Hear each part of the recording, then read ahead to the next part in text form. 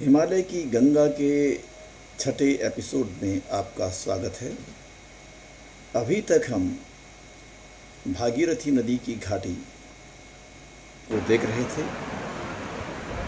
इस एपिसोड में हम अलकनंदा नदी और उसके साथ 5 प्रयागों की यात्रा करेंगे और जानने का प्रयास करेंगे कि देवप्रयाग में भागीरथी के साथ संगम से पहले अलकनंदा नदी किस प्रकार से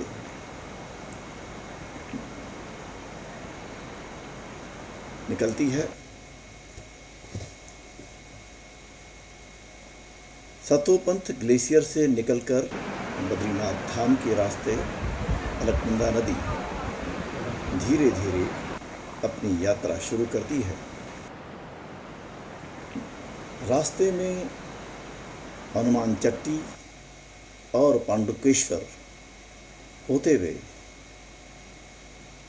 धीरे धीरे वह विष्णुप्रयाग की ओर पहुंचती है, जहाँ पर नीति घाटी से आ रही धौली गंगा के साथ उसका मिलन होता है।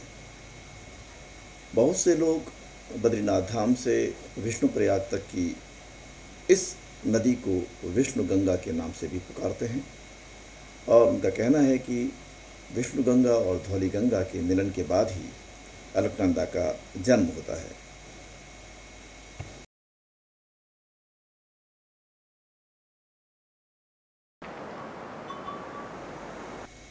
ये नीति घाटी है और भारतीय चीन सीमा का अंतिम गांव नीति यहीं पास पे है और इसी घाटी क्षेत्र से धौली गंगा नदी का उद्गम होता है। धौली गंगा यहाँ से और विष्णुप्रयाग तक की अपनी यात्रा बड़े ऊबड़ खाबड़ बड़े बड़े पत्थरों चट्टानों के बीच से होकर गुजरती है और रेणी में इसका संगम ऋषि गंगा से होता है, जो नंदा देवी ग्लेशियर से निकलने वाली एक नदी है। 2021 की आपदा में ऋषि गंगा में ग्लेशियर फटने के बाद से भारी तबाही मची थी।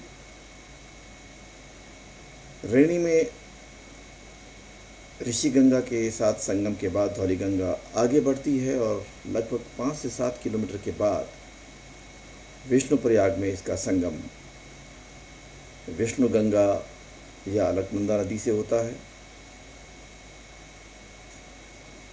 और फिर उसकी यात्रा आगे अलकनंदा के तौर पे होती है। फरवरी 2021 की आपदा में विष्णुप्रयाग में भारी तबाही मची थी और यहाँ पर मौजूद हैंगिंग ब्रिज जो है वो पूरी तरह से ध्वस्त हो गया था। इससे अंदाज़ा लगा सकते हैं कि पानी का स्तर कितना ऊपर बढ़ा हुआ था और कितनी ताकत के साथ वो यहाँ पर आया।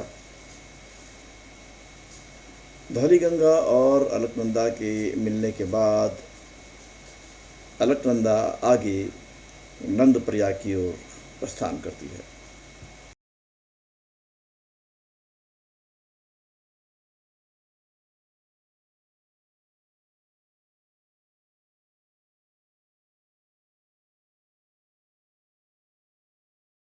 ये नंदाकिनी नदी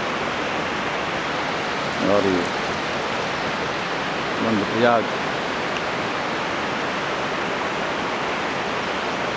दूर से बहती है और नंदप्रयाग आज ये नंदप्रयाग का संगम और उधर से अलकनंदा।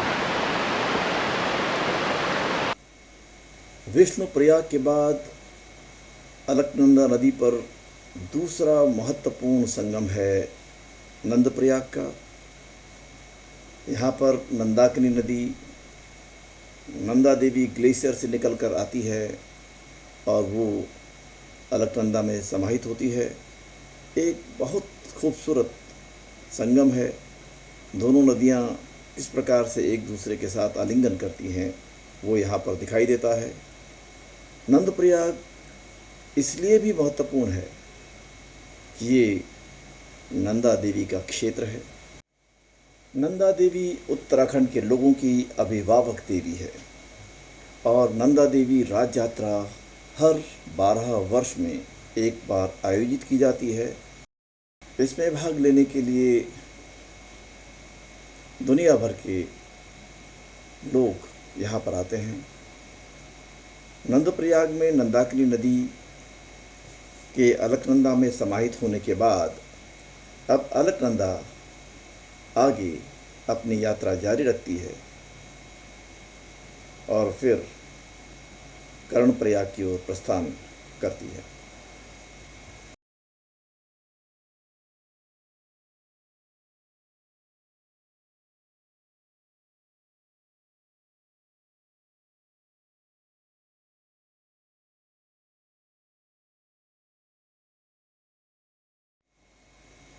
अलकनंदा नदी के तट पर तीसरा प्रयाग कर्णप्रयाग है। नंदाकिनी नदी को अपने में समाहित करते हुए अलकनंदा अब कर्णप्रयाग में पिंडर नदी के साथ संगम करती है। पिंडर नदी कुमाऊं क्षेत्र के बागेश्वर जिले से पिंडर ग्लेशियर से निकलती है और एक लंबी दूरी तय करने के बाद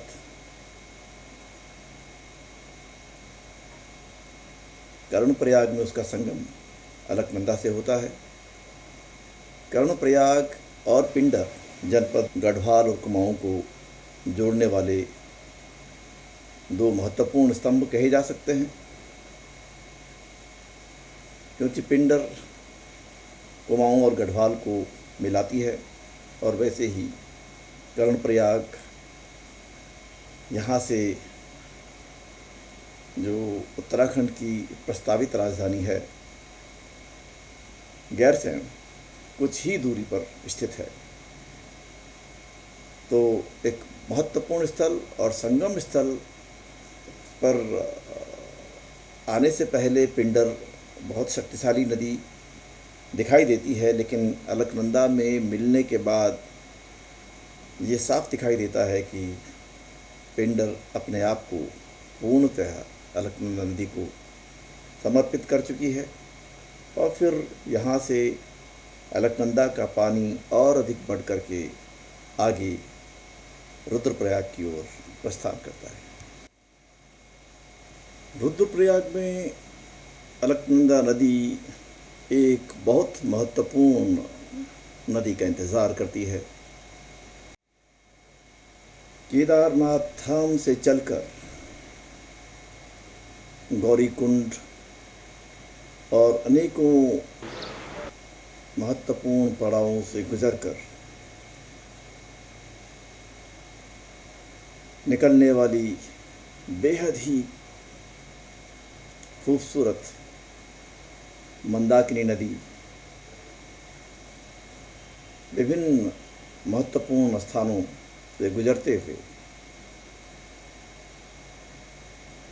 रुद्रप्रयाग में अपनी यात्रा समाप्त करती है, जहाँ उसका संगम अलकनंदा नदी से होता है। संगम स्तर पर भगवान रुद्र के मंदिर के पास में यदि हम इसकी छटा को देखें तो 5 प्रयागों के संगम स्थलों में सबसे ज़्यादा महत्वपूर्ण और प्राकृतिक सौंदर्य से परिपूर्ण रुद्रप्रयाग में अलकनंदा और मंदाकिनी का संगम दिखाई देता है। और इसे सुबह के प्रकाश से लेकर के और रात्रि तक आप अलग अलग स्वरूपों में देखेंगे तो आपके प्रकृति के चमत्कार पे कुछ भरोसा होगा। रुद्रप्रयाग अलकनंदा पर उपस्थित चौथा महत्वपूर्ण प्रयाग है। इसके आसपास बहुत से महत्वपूर्ण शिव मंदिर हैं और मंदाकिनी नदी के अलकनंदा में समाहित होने के बाद दोनों नदियों का संयुक्त जल बढ़ जाता है और फिर ये दोनों नदियां अलकनंदा के रूप में अपनी यात्रा आगे बढ़ाती हैं और फिर श्रीनगर के रास्ते देवप्रयाग पहुंचती हैं।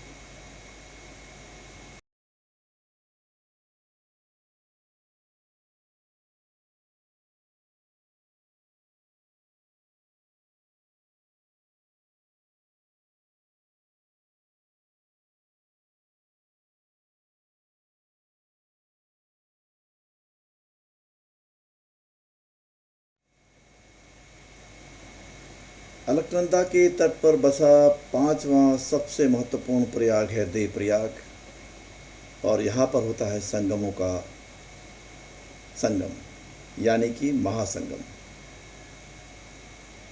गोमुख से चलकर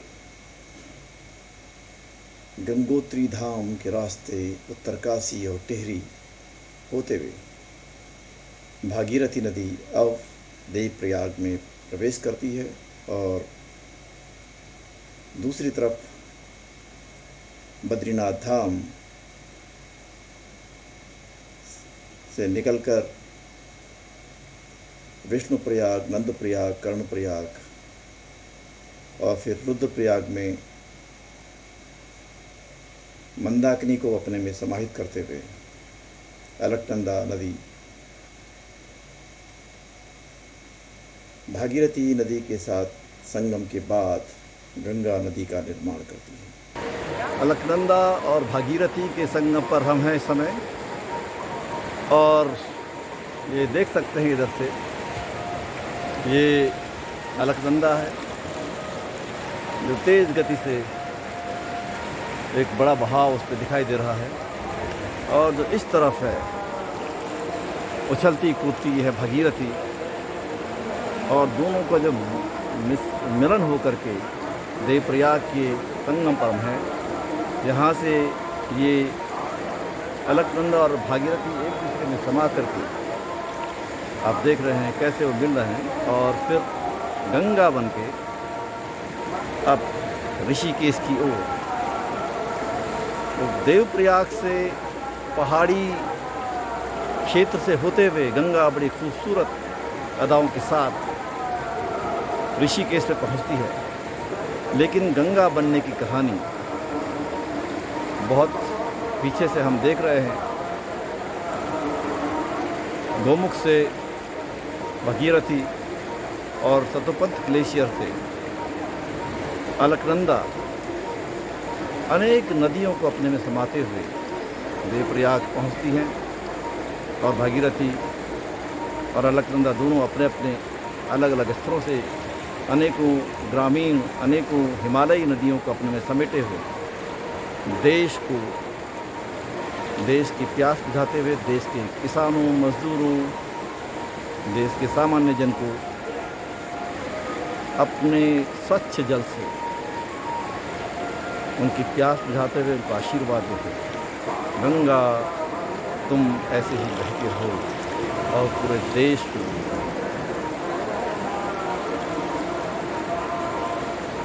जिंदा रखो, उसकी संस्कृति को आबाद रखो।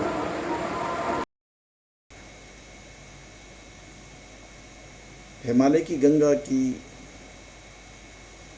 इस श्रृंखला के इस अंक में हमने अलकनंदा घाटी में विभिन्न प्रयागों की थोड़ी थोड़ी जानकारी प्राप्त की, लेकिन अगले कुछ अंक हम अलकनंदा घाटी पर ही केंद्रित करेंगे ताकि उन सभी स्थानों को जो हमने इस एपिसोड में देखे थोड़ा और नज़दीक से जाकर उनका विश्लेषण करें। और उसके अलावा जो क्षेत्र में और सवाल हैं पर्यावरण से लेकर के और लोगों की जीविका तक के, उन पर भी चर्चा करते रहेंगे। आशा है गंगा बनने के इस अंक को आप पसंद करेंगे। अगले अंक में एक नई कहानी के साथ में आपसे फिर मुलाकात होगी। तब तक के लिए हिमालय की गंगा को सब्सक्राइब करें और देखते रहें।